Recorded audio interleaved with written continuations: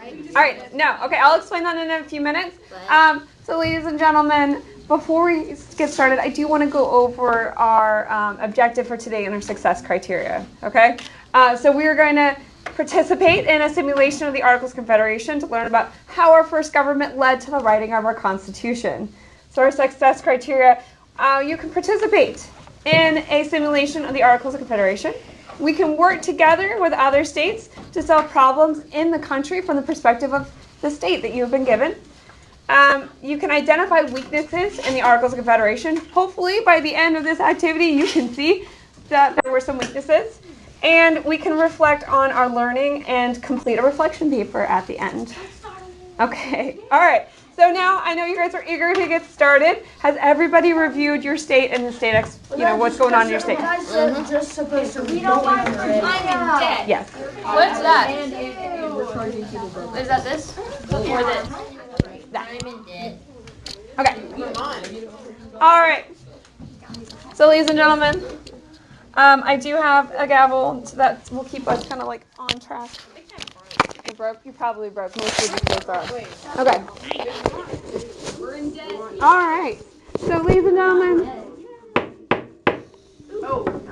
Congress is in session.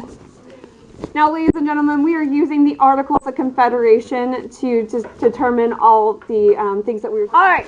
Now, ladies and gentlemen, we do have some rules that we will be following to keep order. You are Congress people. We need to keep order in order to do this and discuss our problems well. So the first one is we're going to keep order by raising your hand to speak. As tempting as it is to, shout over each other, it will not allow us to solve our problems. One delegate is going to speak at a time.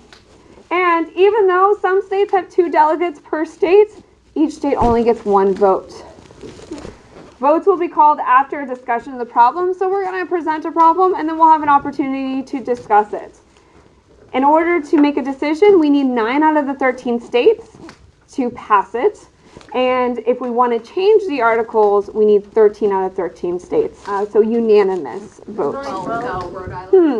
Okay, so you guys have noticed that Rhode Island is not here, and that is because, historically, Rhode Island never came to any of these sessions at all, okay? So that's why Rhode Island is not represented today, because they were never here. So could they just not change the thing because Rhode Island wasn't voting? Yeah, Rhode Island. Put Rhode Island It's like you know it. Yes, that's exactly what's going to happen. Good. Now, before we get to our problem, we do want to go over what powers Congress has and what powers the states have under the Articles of Confederation. So at your desk, you have powers of Congress, powers of state. Can I get a volunteer to read powers of Congress for me?